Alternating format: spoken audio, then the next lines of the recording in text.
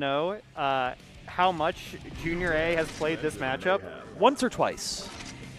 JuniorA, for a year of Bellingham locals, played against Bishop, other very strong PNW Millia. 9th place, only losing to Gwyn in a 3-2 last round, last touch, like, scramble situation. Like, yeah. It was very, very close. Like, Bishop is a very, very strong player that we have here, and is part of the reason that JuniorA is this good. Like, this is the person that you're having to get to try those to, like, two played in every single Bellingham Grand Finals for a year. Just week after week, JuniorA was fighting the army of Zoomer Millias.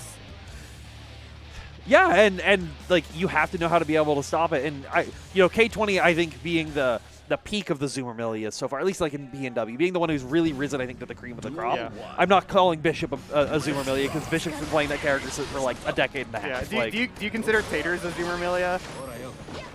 No, because Taters was around like before. It was like, if you were around before, like, everyone quit Stride. Okay. Like, that's when that's that Zoomer cutoff. And then you saw like the people who really started rolling through after, like, Plantain Poppy is one of those people where I think like they were around. Like, I obviously saw them at like locals and stuff, but they didn't really start like popping off until like after, I think, a lot of the like bigger players sort of like stopped. I really love seeing the Zoomers in this game because as cool as it is to have a lot of strong legacy gear players or legacy anime players doing well in a game, having players where this is their first game it's kind of sick. It's always great. It's these people who are also like, they're sticking to it. They're not they're not just jumping to whatever the new hotness is. Like some of these people, trying out like 6 and whatnot. But these are also the people who are like, oh yeah, I did that, but this is the game I want to play. This is what I want to do. And JuniorA is off to the races with what they want to do here, trying to bait those bursts out, but it's not going to come out from K20. Yeah, JuniorA is so ready to go for the anti there. Favorably training with Capel using the JD. Yep. You're seeing the matchup expertise coming out right now. Yeah, it's going to be interesting for him, like K20's end, because I know they do play with an Anji as well, but the Anji is definitely not at the level of JuniorA. We were talking about this the other day in Discord. JuniorA might be the best West Coast Anji. Well, if you're like a normal sane person and don't include Texas as West Coast, 100%. 100%. Because I mean, just like, I don't know. I love playing West Coast to Texas in every netplay bracket. So anyways, like the only other Anji that like you really had that was up that level was Bedman player. GC Yoshi. Yeah. Well, and Adventure. Yeah, and Adventure, but they both made the shifts to other characters at that point. So that's a big thing. Honest foot rollback? I love my honest footsies. That was away.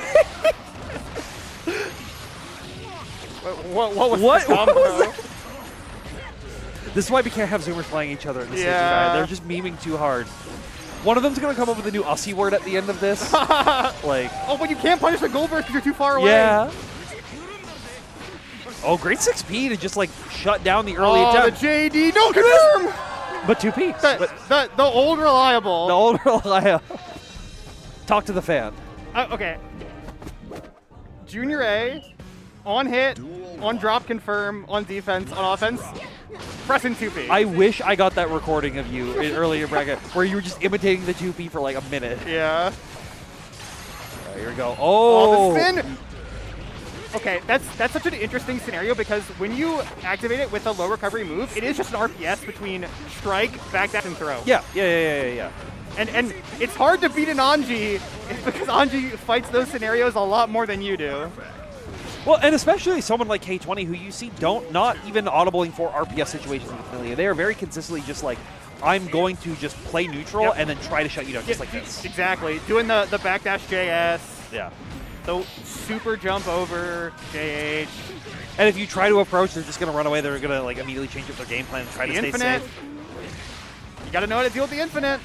Well, how for the audience at home do you deal with it? So when Millia is doing those strings of JH, JD, Capel in the corner, you can actually FD your back and then air throw in between the JD and the Capel. Some players will gaslight you and tell you you can do a 2K under the Capel. Ignore that nonsense. Oh my goodness. I feel like you have some experience with that. Maybe. Advice, maybe once or twice. All right. We go great FD just to immediately try to space out that pressure to not give them the result they're looking for. All right, Estes PRC going for the mix. Didn't block the overhead. Has 100-meter on deck. That's so good. That's a so JuniorA signature mix. He loves to go for the overhead and then fast PRC lower throw. I mean, it's so good. Like yeah. I mean, how many characters are doing that? Like exactly. with other tools, but yeah. it's not something you see from Anji because it's like a lot of inputs at the same time. But I feel very honored that JuniorA now shows me the respect where he does the fast PRC and then shimmies to bait the throw tech. Doesn't even strike, shimmies. Yeah, literally. Alright, Blocks the overhead. Yeah, but just fast RC, keep it safe, try to open them up. They were trying to press afterwards. Oh. K20's just use of delay air dash to open up with people over, like overhead has been so on point. Ooh. Thought he got a wall stick, but clearly didn't. It was just slightly off the ground, so it's one of those, it's like yeah. if you're like just looking for a head placement or something, it can be hard to recognize. Oh, just autopiloting into the string, not getting a huge confirm, and he could have gotten. Yeah, oh no, looking like Bike in here. The air-to-air confirms. We talked earlier about Bridget always having meter. Anji also kind of always has meter this patch. Well, especially with how JuniorA plays, like yes. you see them always like, using those special moves and utilizing any kind of forward momentum they have to try to make stuff happen. But K20 now shifting to adding the throw mix in there, which is going to, I think, really like put all that layers on JuniorA's mental stack. Goes for a creative setup, but JuniorA able to block it. Not able to block that empty low or that air dash over. There we go. Oh, the same side? I totally thought that crossed up. I was like, oh yeah, just going for crossover right there. I was warming up with K20 yesterday. He did it to me 5 times. I still got hit. Yeah, I still got hit. It crossed up. Are you kidding me? It was like, whoop, just select tool, drag him back over there. Do it again. No, this time we're just going low, forces the burst out. Oh, great air to air. Keeps the corner, but fuzzy jump out successful. Yeah. And spin coming through there, but just backdashing out of that RPS situation. But having to hold the fast RC low into the turbo full cross up. Anji has so much health, he's still alive. That's that Japanese guts right there, but it doesn't last forever. Now good blocks, S-Disc. Ooh! What a great, like, that 6K was so good from K20, and even like recognizing it from JuniorA's perspective of being like, oh, they're going to do something here, but just not pulling up that right option. Yeah. But just FD space meant like, okay, your press will be able to throw you out for it. Like, that was so good right there from both players. Oh, gold yeah. burst. And it's always good to gold burst and then just be like your opponent's blue burst back. Yeah, it feels so bad as the person who does the blue burst. Yeah.